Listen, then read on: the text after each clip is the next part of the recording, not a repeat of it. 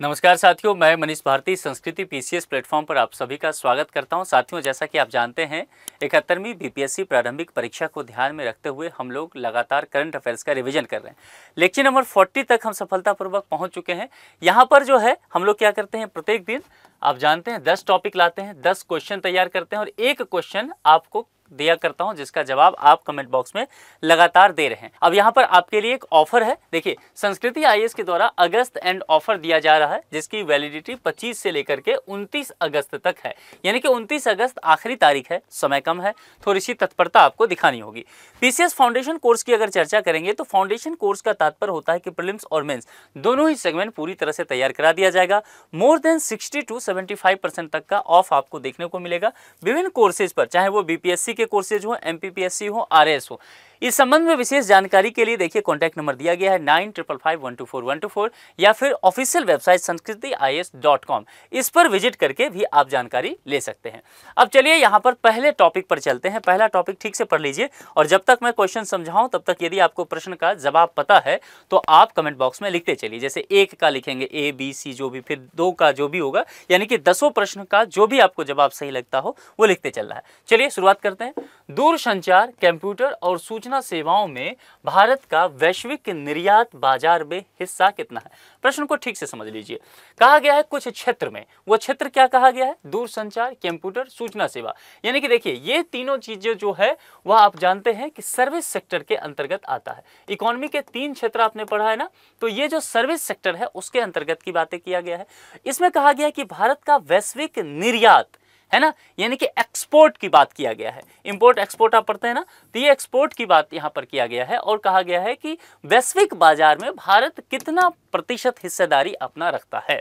ये बहुत अच्छा प्रश्न है सही कहूं तो, और इकोनॉमी के लिहाज से ये इंपॉर्टेंट है। तो यहां से प्रश्न आ सकते हैं और इसको 4 स्टार लगाइए। क्यों ऐसा कह रहा हूं 4 स्टार? क्योंकि आप जानते हैं कि ट्रंप का टैरिफ आज से ही लागू हो गया है। ठीक है, आज 27 अगस्त है, आज से ही 50% टैरिफ भारत पर चालू हो चुका है। तो उन सब चीज़ों में ये देखा जाएगा कि इसमें से बहुत सारे सर्विसेज हम अमेरिका को देते हैं, तो ये यहाँ पर हिस्सेदारी गिरेगा फिर भारत का, क्योंकि टैरिफ की वजह से सर्विसेज बाधित होंगे। अब यहाँ पर समझिए इस प्रश्न का जवाब। भारत जो है दूरसंचार, कंप्यूटर और सूचना सेवाओं में दुनिया में दूसरा सबसे बड़ा निर्यातक है और इसका अगर वैश्विक निर्यात देखा जाए मार्केट शेयर के अकॉर्डिंग तो वह जो है 10.2% तक आता है। और पोजीशन कौन सा रखता है वर्ल्ड में? सेकंड। तो जरा आप मुझे बताएंगे कि पहले नंबर पे कौन आता है, उस किस देश का नाम है? आप लोग गेस कर रहे होंगे, कमेंट में लिखना शुरू कर दीजिए। सर्विस के लिए कहा जा रहा है, ये आ जाएगा बी विकल्प के साथ चलेंगे 10.2%। ये क्या गिर सकता है? अगर इसी को स्टेटमेंट एक और बना दे, क्या इसमें गिरावट देखी जा सकती है? ट्रंप के टैरिफ की वजह से अगर देता है तो जवाब देना है हाँ, क्योंकि इसमें गिरावट देखा जाएगा। हम अमेरिका के लिए ये जो वैश्विक निर्यातक के रूप में माने जाते हैं। ठीक है, आगे बढ़ जाए।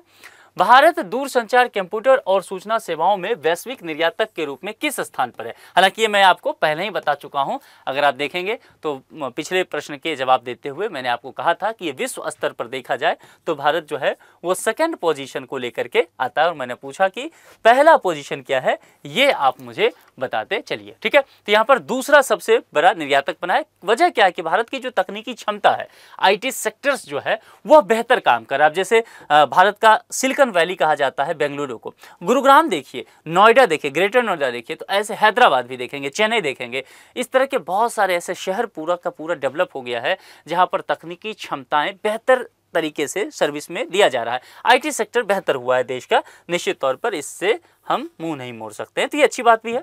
चलिए, भारत की सूचना प्रौद्योगिकी और दूरसंचार सेवाओं के निर्यात में वैश्विक स्थिति किस कारक से प्रभावित है? देखिए यही टॉपिक आ गया। क्यों इतना यही सारे टॉपिक आज लेकर के आया हूं? क्योंकि ट्रंप का टैरिफ आज से लागू हो चुका है, तो ये प्रभावित करेगा भारत को, तो आपको पता होना चाहिए। कुछ भी घुमा फिरा के प्रश्न दे और बन सकता है प्रश्न, तो आपको पता हो।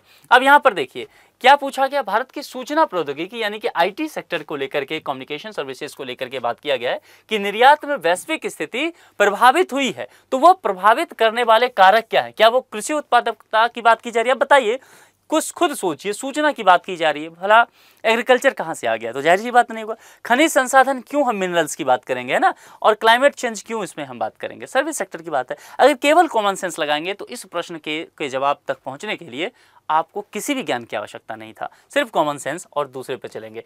तकनीकी क्षमता और आईटी सेवाओं की मांग, डिमांड। पूरा इकोनॉमी क्या चलता है, देखिए दो ही शब्द है, वो दो शब्द क्या है, डिमांड एंड सप्लाई, ये दो शब्द है, ठीक है। तो अगर डिमांड बढ़ रहा है तो जाहिर सी बात है सप्लाई प्रोवाइड किया जाएगा। तो ये चीजें यहां पर है, दुनिया भर में इस चीज की डिमांड है और भारत के युवा जो हैं वह इस क्षेत्र में बेहतर कार्य कर रहे हैं। चलिए अब इस टॉपिक से इससे ज्यादा प्रश्न नहीं रहेगा। आगे, अमिताभ कांत, ये नाम चर्चा में रहा है, चर्चित नामों की जो सूची है उसमें नोट कीजिए और ये प्रश्न यहां पर बन सकता है। अमिताभ कांत वर्तमान में किस कंपनी में वरिष्ठ सलाहकार के रूप में कार्यरत हैं? टाटा समूह, फेयरफैक्स, रिलायंस इंडस्ट्रीज या फिर महिंद्रा एंड महिंद्रा। अमिताभ कांत कनाडा में निवेश एक कंपनी है जिसका नाम है फेयरफैक्स। ये इन्वेस्टमेंट की एक कंपनी है जिसमें वरिष्ठ सलाहकार के रूप में कार्य कर रहे हैं, जहां पर वे निवेश और रणनीतिक संबंधी गाइडलाइंस देने का काम करते हैं। ध्यान रखिएगा ये पूछा जा सकता है कि किस कंट्री का, तो कनाडा, ठीक है, ये ध्यान रखना है। चूंकि ये नाम, ये चेहरा जो है चर्चा में रहा है लंबे समय से, तो यहाँ पर पूछा जा सकता है। नमो भारत दिवस कब मनाया जाता है? चूंकि नमो भारत को लेकर के काफी चर्चा चलता है ना, क्यों चर्चा चलता है? वही नमो भारत ट्रेन जो है, भारत की पहली रैपिड रेल सेवा की बात करते हैं।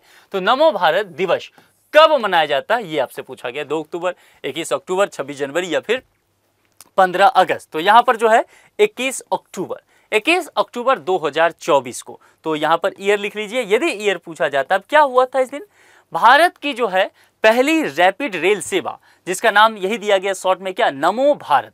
तो नमो भारत ट्रेन ने 1 वर्ष पूरा किया।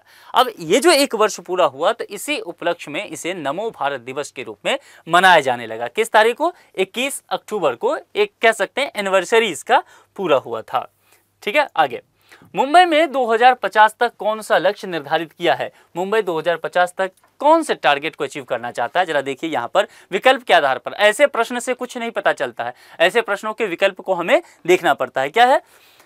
30% कृषि विस्तार, सोचते चलिएगा, ऊर्जा उत्पादन वृद्धि, शून्य कार्बन उत्सर्जन, 100% सार्वजनिक परिवहन।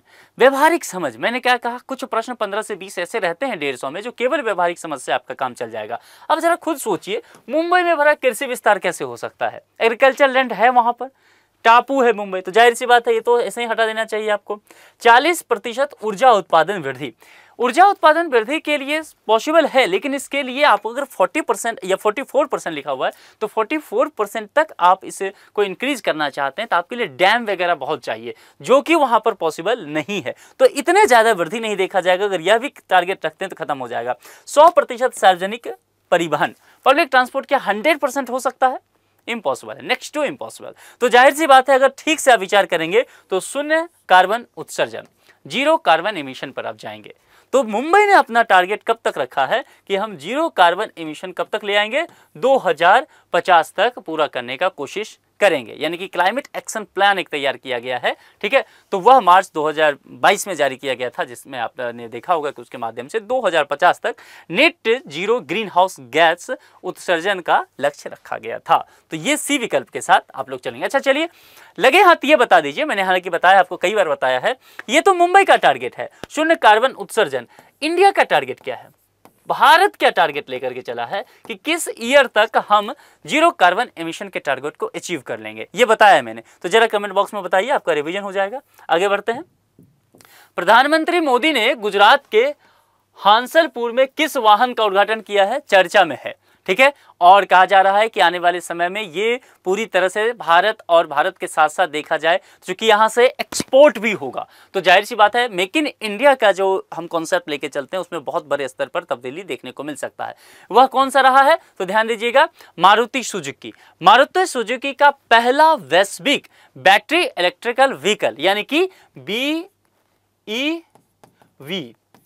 बैटरी इलेक्ट्रिक व्हीकल, ये यानी कि ई विटारा इसका नाम दिया गया है ना। इसे प्रधानमंत्री नरेंद्र मोदी ने वहां पर जो स्थित एक संयंत्र है वहां पर इसे लॉन्च किया है। तो मारुति सुजुकी भी ध्यान रखिएगा, कंपनी का नाम वो है और वो आपसे पूछा जा सकता है। पीएम मोदी ने हाल ही में इसका क्या किया है? लॉन्च किया है इसको। भारत में सर्वाधिक बांस धारित क्षेत्र किस राज्य में है? असम, अरुणाचल प्रदेश, मध्य प्रदेश और मिजोरम, ये 4 राज्य को ध्यान दीजिएगा।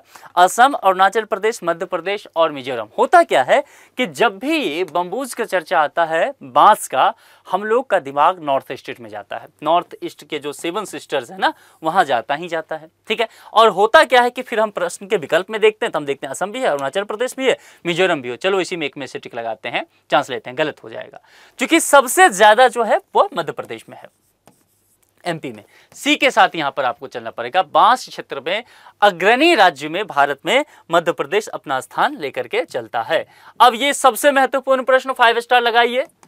कुछ बातें यहां पर करेंगे हम लोग। नकटी पक्षी अभ्यारण्य कहां स्थित है? झारखंड, बिहार, कर्नाटक, मध्य प्रदेश। ये आपको स्टेट के हिसाब से पूछा गया। मैं अगर प्रश्न सेट करूंगा तो मैं स्टेट ना पूछ करके थोड़ा सा और आपके लिए कठिन करूंगा। चलिए, बिहार राज्य तो है ही, लेकिन इसके अलावा कुछ चीजें और नोट कीजिए, क्योंकि यहां पर पूछा जा सकता है। सबसे पहली बात, डिस्ट्रिक्ट, कौन सा डिस्ट्रिक्ट है? जमुई, ठीक है, ये डिस्ट्रिक्ट हो गया। तो पहला फैक्ट आपके पास ये आ गया। चलिए, अब नकटी के अलावा यहां पर एक और है, ठीक है, नकटी नागी जो है यहां पर। तो इस दोनों को एक ही दिन रामसर साइट के रूप में भी घोषित किया गया था। जमुई जिला में पड़ता है और ये कृत्रिम कह सकते हैं जगह पड़ता है रामसर साइट, ठीक है। तो यहां पर इसको नकटी पक्षी अभ्यारण्य के रूप में भी दर्जा दिया गया है। तो मुख्य रूप से यहां पर देखेंगे जो प्रवासी और स्थानीय पक्षी हैं उसके संरक्षण के लिए ये अभ्यारण्य स्थापित किया गया है। तो ये ध्यान रखना है। और यहां पर इसी से जुड़ा हुआ ये नकटी जो जगह है, इसी से जुड़ा हुआ क्या है?